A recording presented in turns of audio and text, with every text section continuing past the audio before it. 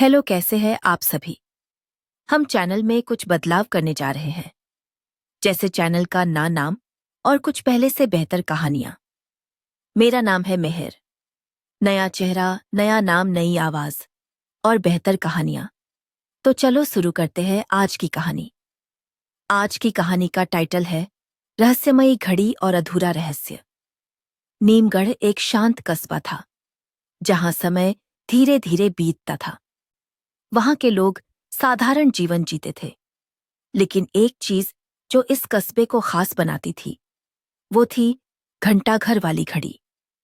यह घड़ी कस्बे के बीचों बीच एक पुरानी इमारत पर लगी थी, जो हर घंटे एक अजीब सी धुन बजाती थी। कहा जाता था कि इस घड़ी के पीछे कोई रहस्य छुपा हुआ है, लेकिन आज तक कोई उसे सुलझा नहीं पाया था। एक दिन आर्यन नाम का एक 16 साल का लड़का, जो हाल ही में इस कस्बे में अपनी दादी के घर आया था, उस घड़ी के बारे में सुनकर उत्सुक हो गया। उसकी दादी ने उसे चेतावनी दी, बेटा, उस घड़ी के पास जाने की कोशिश मत करना। कहते हैं जिसने भी उसका रहस्य जानने की कोशिश की, वह गायब हो गया। लेकिन आर्यन का दिमाग अब और भी ज्यादा उत्सुक हो गया।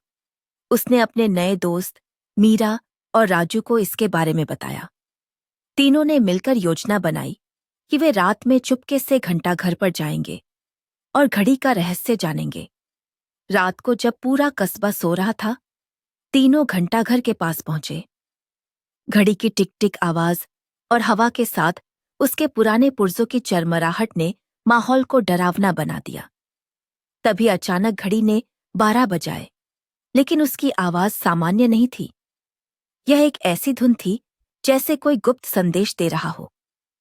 आर्यन ने ध्यान से सुना और महसूस किया कि घड़ी के नीचे एक छोटा सा बटन छुपा हुआ है।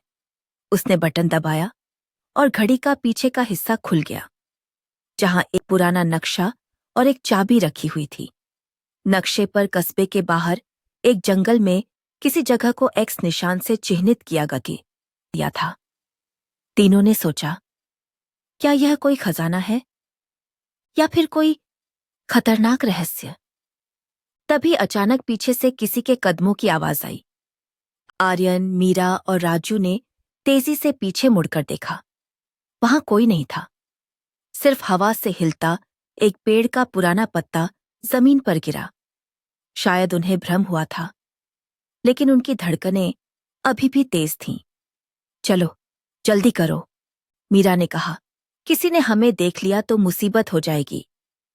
उन्होंने नक्शे और चाबी को अपने साथ रखा और घंटाघर से दूर भागे। अगले दिन सुबह तीनों आर्यन के कमरे में जमा हुए। नक्शे को ध्यान से देखते हुए राजू बोला, ये एक्स निशान तो पुराने किले के पास है। वहां तो लोग जाने से डरते हैं। क्यों? आर्यन ने पूछा। कहते हैं वहां भूत हैं, मीरा ने डरावनी आवाज में कहा। और जो भी वहां गया वह लौटकर नहीं आया। लेकिन आर्यन डरने वाला नहीं था। यह सब अंधविश्वास है। हमें वहां जाकर पता लगाना चाहिए। शायद यह चाबी किसी खजाने का रास्ता खोलती हो। पुराना किला। रहस्य की शुरुआत। तीनों दोस्त दोपहर में किले की ओर चल पड़े। रास्ते में उन्हें एक बूढ़ा साधु मिला, जो एक पेड़ के नीचे बैठा था। साधु ने उन्हें रोककर कहा, बच्चों, जहां जा रहे हो वहां अंधेरा छुपा है। वापस लौट जाओ। हमें जाना ही होगा, आर्यन ने दृढ़ता से कहा। साधु ने एक लंबी सांस ली और उन्हें एक पुराना दीपक दिया। इसे साथ ले जाना। अगर अंधेरा तुम्हें घेर ले तो इसे जला लेना। थोड़ी देर बाद वे किले के सामने पहुंचे। किले का मुख्य द्वार टूटा हुआ था और अंदर घुप अंधेरा था। नक्शे के अनुसार एक्स निशान किले के तहखाने में था। धीरे धीरे अंदर जाते हुए उन्हें एक बड़ा सा लोहे का दरवाजा दिखा, जिस पर एक ताला लगा था। आर्यन ने चाबी निकाली। यह बिल्कुल फिट बैठी। दरवाजा खुलते ही अंदर से एक ठंडी हवा का झोंका आया। तभी अचानक, तुम यहां क्या कर रहे हो? एक कर्कश आवाज ने उन्हें चौंका दिया। पीछे मुड़कर देखा तो वहां एक लंबा चौड़ा आदमी खड़ा था, जिसकी आंखों में गुस्सा था। यह जगह खतरनाक है, वह चिल्लाया। चले जाओ वरना। तभी राजू ने दीपक जला दिया। उसकी रोशनी में वह आदमी गायब हो गया, जैसे वह कोई भूत हो। तीनों सहम गए, लेकिन अब पीछे हटने का वक्त नहीं था। तहखाने के अंदर उन्हें एक पुरानी डायरी मिली, जिस पर लिखा था, जो भी इस डायरी को पढ़ेगा उसे सच्चाई का सामना करना पड़ेगा। घड़ी का रहस्य अब भी पूरा नहीं हुआ। डायरी के पन्ने पुराने और जर्जर थे, लेकिन लिखावट साफ दिख रही थी। आर्यन ने पहला पन्ना पलटा। मैं, प्रोफेसर विजय सक्सेना, नीमगढ़ के सबसे बड़े रहस्य को दफन कर रहा हूं। अगर तुम ये पढ़ रहे हो तो समझ लो कि घड़ी ने तुम्हें चुन लिया है। तीनों की सांसें तेज हो गईं।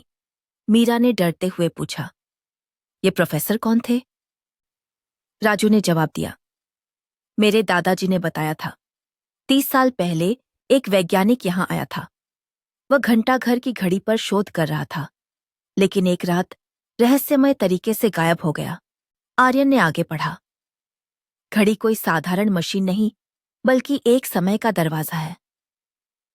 जिसने भी उसका रहस्य जान लिया, वह उन्हें पकड़ में आ गया। मैंने तहखाने में एक मशीन बनाई है जो। बाकी का पन्ना फटा हुआ था। अचानक डायरी से एक पीली तस्वीर नीचे गिरी। तस्वीर में प्रोफेसर खड़े थे और उनके पीछे वही लंबा चौड़ा आदमी था जो अभी तहखाने में दिखाई दिया था। ये कोई संयोग नहीं हो सकता, मीरा चीखी। वो आदमी प्रोफेसर को पकड़कर ले गया होगा। तभी तहखाने की दीवार से खुरखुराहट की आवाज आई। सामने की ईंटें हिलने लगीं, जैसे कोई दीवार के पीछे छुपा हो। राजू ने दीपक उस ओर बढ़ाया। ईंटों के बीच एक छोटी सी धातु की मशीन दिखी, जिस पर घड़ी जैसी सुइयां थीं।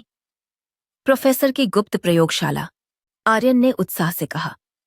लेकिन जैसे ही उन्होंने मशीन को छुआ, पूरा तहखाना कांपने लगा। दीवार पर एक विशाल छाया उभरी और वही कर्कश आवाज गूंजी, तुमने चेतावनी नहीं मानी, अब तुम भी हमेशा के लिए फंस जाओगे। दीपक की लौ नीली हो गई और हवा में एक अदृश्य शक्ति ने तीनों को जकड़ लिया। आर्यन ने आखिरी बार डायरी की ओर देखा, जहां अंतिम पंक्ति चमक रही थी, रुको, घड़ी की सुई को उल्टा घुमाओ। आर्यन ने तुरंत डायरी की अंतिम पंक्ति पर अमल किया। उसने कांपते हाथों से मशीन पर लगी घड़ी की सुई को उल्टी दिशा में घुमाया। एक चमकती हुई नीली रोशनी फैल गई और पूरा तहखाना घूमता हुआ महसूस हुआ, जैसे समय ही उलट गया हो। जब आंखें खोली तो वे खुद को घंटाघर के सामने खड़ा पाया, लेकिन अब वहां कोई पुरानी इमारत नहीं थी। घड़ी चमकदार और नई लग रही थी और आसपास के लोग 30 साल पुराने कपड़ों में थे। हम 1987 में आ गए हैं, मीरा ने आसपास के अखबारों को देखकर चीखते हुए कहा। तभी उन्होंने देखा प्रोफेसर विजय सक्सेना घंटाघर की सीढ़ियों पर खड़े थे और उनके पीछे वही रहस्यमय आदमी, जिसे अब वे पहचान चुके थे, डॉ रुद्र, प्रोफेसर का सहयोगी, छिपकर उन पर नजर रख रहा था।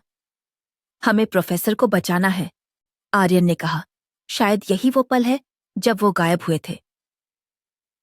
अतीत को बदलने की कोशिश तीनों ने छिपकर प्रोफेसर का पीछा किया। डॉ रुद्र ने उन्हें एकांत में धोखे से बेहोश कर दिया और तहखाने की ओर खींचकर ले जाने लगा। आर्यन ने एक पत्थर उठाया और जोर से ओये चिल्लाया। डॉ रुद्र ने पलटकर देखा। उसकी आंखें गुस्से से लाल थीं। तुम बच्चे यहां कैसे आ गए? चले जाओ, वरना हम जानते हैं आप क्या कर रहे हैं, राजू ने बहादुरी से कहा। आप प्रोफेसर की समय मशीन चुराना चाहते हैं? डॉ रुद्र हमसा, मूर्ख बच्चे, यह मशीन दुनिया को बदल देगी। मैं इतिहास के हर युद्ध को फिर से जीत लूंगा। तभी प्रोफेसर होश में आए और उन्होंने मशीन पर एक बटन दबाया। एक जोरदार धमाका हुआ और डॉ रुद्र एक अजीब प्रकाश में घुलता हुआ गायब हो गया। उसे समय की धारा में फेंक दिया गया है, प्रोफेसर ने कमजोर आवाज में कहा। लेकिन मशीन टूट चुकी है। तुम्हें वापस जाने के लिए घंटाघर की घड़ी का इस्तेमाल करना होगा। वापसी का रास्ता प्रोफेसर ने उन्हें एक नई चाबी दी। यह घड़ी के छुपे हुए दरवाजे को खोलेगी। 12 बजे उसके सामने खड़े हो जाना। लेकिन याद रखो, तुम्हारे पास सिर्फ एक मौका है। तीनों ने घंटाघर की ओर दौड़ लगाई। घड़ी ने 12 बजाए और चाबी ने एक चमकती हुई सुरंग खोल दी। कूदने से पहले मीरा ने पूछा, प्रोफेसर आप क्यों नहीं चलते? मेरा काम पूरा हो चुका है, उन्होंने मुस्कुराते हुए कहा, और तुमने इतिहास बचा लिया। चमकती सुरंग में कूदते ही तीनों को लगा जैसे उनके शरीर अनगिनत परतों में फैल गए हों। आंखें खोलने पर वे खुद को नीमगढ़ के घंटाघर के सामने पाए। पर कुछ अजीब था। घड़ी का डायल उल्टा घूम रहा था और आसपास के लोग हवा में तैरते दिखाई दे रहे थे, जैसे गुरुत्वाकर्षण गायब हो गया हो। हम समय के बीच फंस गए हैं, मीरा ने डर से कांपते हुए कहा। तभी एक परिचित आवाज गूंजी, डॉ। रुद्र एक टूटी हुई समय मशीन के साथ प्रकट हुआ। उसकी आंखें अब पूरी तरह सफेद हो चुकी थीं और वह हंसते हुए बोला, तुमने सोचा मुझे मिटा दिया? मैं तो अब समय का हिस्सा बन चुका हूं। विकृत वास्तविकता, आसपास की दुनिया धीरे धीरे पिघलने लगी। पेड़ों की पत्तियां संख्या बनकर उड़ने लगीं। नदी का पानी गणित के समीकरणों में बह रहा था। कुछ लोग अधूरे थे, जैसे उनका आधा शरीर गायब हो। यह सब गलत है, राजू चिल्लाया। हमें घड़ी को ठीक करना होगा। डॉ रुद्र ने अपनी टूटी मशीन से एक काला प्रकाश छोड़ा, जिसने घंटाघर को शीशे की तरह तोड़ दिया। हजारों टुकड़ों में हर एक टुकड़े पर अलग अलग समय दिख रहा था। अंतिम उपाय। आर्यन ने प्रोफेसर की दी हुई चाबी देखी। वह अब सोने की हो चुकी थी। शायद यही चाबी सब कुछ ठीक कर सकती है। उसने घड़ी के मलबे में खोजा और मुख्य स्प्रिंग ढूंढ निकाला। तीनों ने मिलकर चाबी को स्प्रिंग में लगाया। मीरा ने 12 बजे का समय सेट किया। राजू ने डॉ रुद्र को रोकने के लिए उसकी ओर टूटी हुई घड़ी का पेंडुलम फेंका। चमक, गड़गड़ाहट और एक विस्फोट। एक जोरदार चमक के बाद तीनों ने अपनी आंखें खोली। वे नीमगढ़ के घंटाघर के सामने खड़े थे, लेकिन अब सब कुछ सामान्य था। पक्षी चहचहा रहे थे, दुकानदार सामान बेच रहे थे और घड़ी सही समय बता रही थी। क्या क्या यह सच है? मीरा ने अपने गाल को चुटकी लेकर जांचा। तभी एक परिचित आवाज सुनाई दी, बच्चों, तुम यहां क्या कर रहे हो? प्रोफेसर विजय सक्सेना, अब बूढ़े हो चुके लेकिन जिंदा और स्वस्थ, उनकी ओर मुस्कुराते हुए आ रहे थे। आप यहां कैसे? आर्यन हैरानी से बोला। तुम्हारी वजह से, प्रोफेसर ने कहा। तुमने समय को ठीक कर दिया। डॉ रुद्र अब कभी अस्तित्व में नहीं आया। नए सुराग प्रोफेसर ने उन्हें घंटाघर के अंदर ले जाया, जहां एक नया रहस्य छुपा था। दीवार पर 3 नाम खुदे हुए थे, आर्यन, मीरा, राजू। एक पुराने बक्से में 3 विचित्र टुकड़े रखे थे, एक धातु का, एक कांच का, एक लकड़ी का। एक नोट पर लिखा था, जब समय फिर खतरे में होगा। ये क्या है? राजू ने पूछा। प्रोफेसर मुस्कुराए। एक नई शुरुआत के लिए तैयार रहो। अंत या आरंभ। उस रात जब घड़ी ने 12 बजाए तो उसकी आवाज में एक अलग ही मधुरता थी। तीनों दोस्तों ने एक दूसरे की ओर देखा और मुस्कुरा दिए। वे जानते थे कि उनकी यात्रा अब भी खत्म नहीं हुई है। समय का रहस्य अभी भी उनका इंतजार कर रहा था। समाप्त या शुरुआत? तो कैसी लगी आज की कहानी? आप अपने सुझाव कमेंट बॉक्स में दे सकते हैं, जिससे हम चैनल को बेहतर बना सकें। तब तक हमारे साथ जुड़े रहे। धन्यवाद।